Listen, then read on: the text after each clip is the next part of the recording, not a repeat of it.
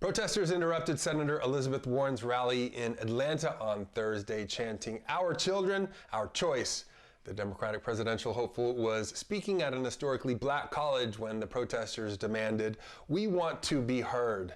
Conservative media outlets claim Warren's primarily white audience shouted down the black protesters, but it was Representative Ayanna Pressley who came back on stage and replied, "No one is here to quiet you, at least not this black woman."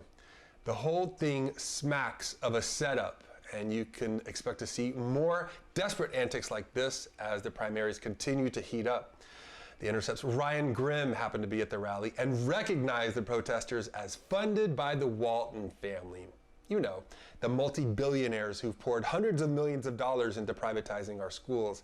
In fact, the group run by the woman who bussed the protesters to the event is entirely funded by the Waltons.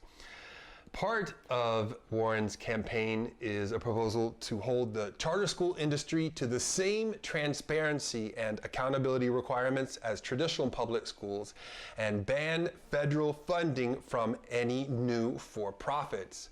The protesters claim this would limit the parental choice, but as Rachel Cohen points out, none of the senator's proposals would actually affect the schools where the protesters currently send their children, unless, of course, the schools are fraudulent.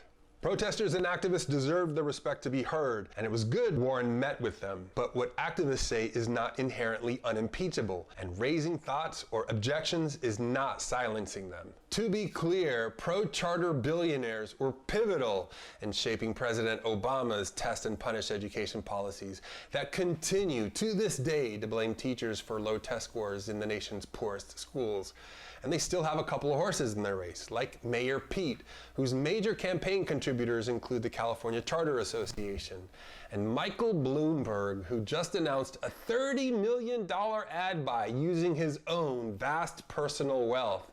But progressives like Warren and Senator Bernie Sanders continue to push the party towards an education policy that actually benefits students, not the financial or ideological interest of wealthy patrons like the DeVos and Walton families.